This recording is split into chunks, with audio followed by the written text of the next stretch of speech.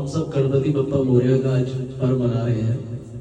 आप सब गणपति बप्पा को बहुत प्यार करते हैं। आप सबसे एक प्रश्न है कि गणपति बप्पा का मतलब क्या है?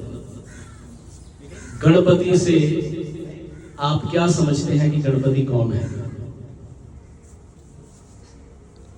गणपति, आप सब इतनी मोहब्बत से उनको लेके आ रहे हो, विसर्जन करने जा रहे हो, 10 दिन आप अपने अपने घर में रखा है, पर गणपति का असली अर्थ क्या है? आप गणपति इससे क्या समझते हैं? कौन है गणपति? क्या है गणपति?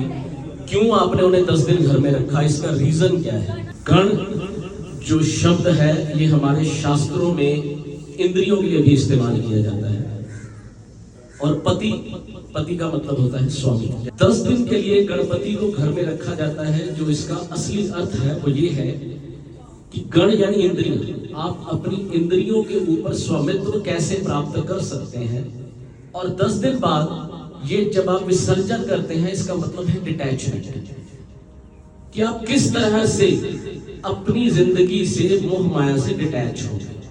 10 दिन आपने मोहब्बत से उनको रखा, उनकी पूरी अर्चना की, साधना की, भोग लगा, आपका एक चीज के साथ अटैच हो जाना, और 10 दिन के बाद उसको अपने आप से अलग करना इतना आसान नहीं होता।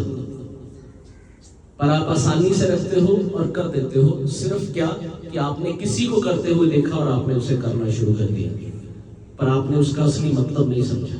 गणपति का जो शाब्दिक असली अर्थ हमारे शास्त्रों के मुताबिक है वो ये है कि अपनी इंद्रियों के ऊपर स्वामित्व को प्राप्त करना, विजय प्राप्त करना।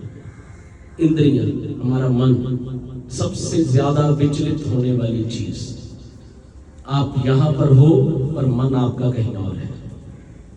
आप मंदिर में प्रवेश करते हो, अंदर चले जाते हो, पूजा कर रहे हो, ध्यान ये होता है अभी कल ही 1500 का जूता खरीदा था, नीचे छोड़ के आ गया हूं, पता नहीं कोई उठा के ले गया।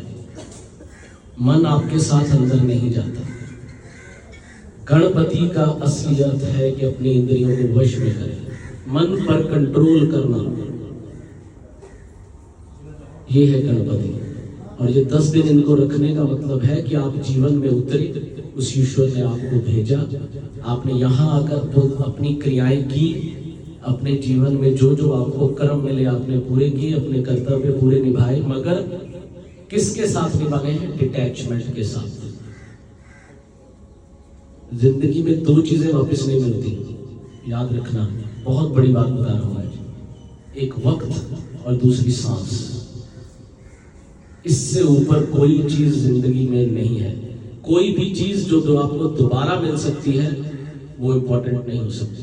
गाड़ी टूट जाए वो वापस मिल सकती है, पर जीवन चला जाए वापस नहीं आता। जब सांस आपने लेके छोड़ दी, वो गिनती हो गई, वो खत्म हो गई। इसलिए जो चीजें जीवन में हैं और आप उन्हें दोबारा ले सकते हो, उनसे डिटैच हो। 2 चीजों पर ध्यान दो, अपनी सांस पर और दूसरे वक्त पर। अगर वक्त गुजर गया तो हाथ में नहीं आएगा, सांस निकल गई तो वापस नहीं मिलेगी। गणपति के जो असली अर्थ है वो ये है, इन पर काम करो। गणपति जी की मूर्ति को जब आप ध्यान से देखते हो तो उसमें सबसे पहले जो नजर जाती है उनके कानों, कान बहुत बड़े हैं गणपति जी के। उसका क्या मतलब है? लिसनर बनो, सुनना, लिसनर बनना, क्योंकि हम लोग सुनते ही नहीं है, सुनना होना चाहिए। आंखें बहुत छोटी हैं गणेश जी की। क्यों? बहुत छोटी आंखें हैं गणेश जी की। इसका स्पिरिचुअल मीनिंग बताऊं आंखों से। अच्छा चलो, आपको सुई में धागा डालना हो तो आप ऐसी आंखों से डालोगे कि आंखों को ऐसे करना पड़ेगा, फोकस करना पड़ेगा, आंखों को छोटा करना पड़ेगा।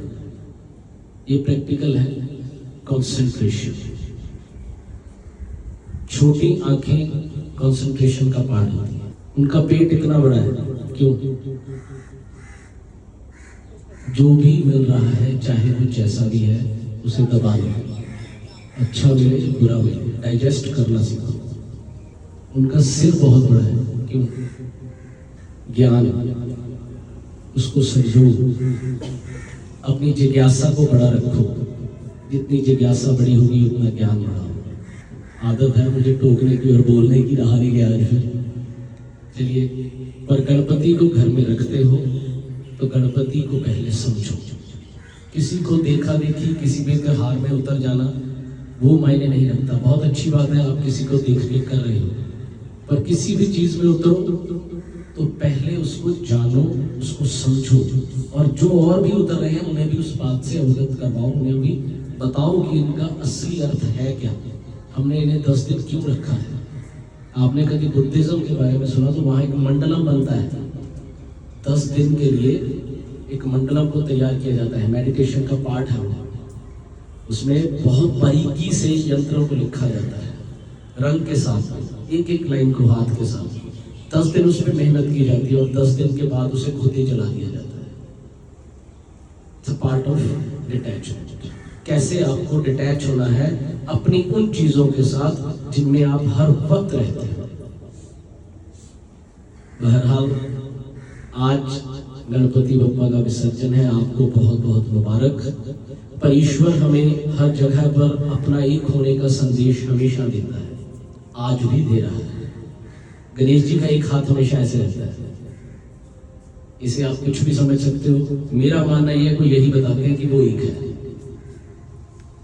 और आज उन्होंने इस बात को फिर प्रूव किया। जब भी कोई धार्मिक ऐसा प्रोग्राम होगा, आप सब धर्मों में अगर घूमना शुरू करोगे आपको कुछ ना कुछ उनका भी इवेंट मिलेगा। जिस तरह से आज शाम गणपति विसर्जन है, आज मोहम्मद सल्लल्लाहु अलैहि वसल्लम का जन्मदिन है, यानी इसे ईद उल मिलाद कहा जाता है। एक ईद है और एक आपका खुशी का विसर्जन है।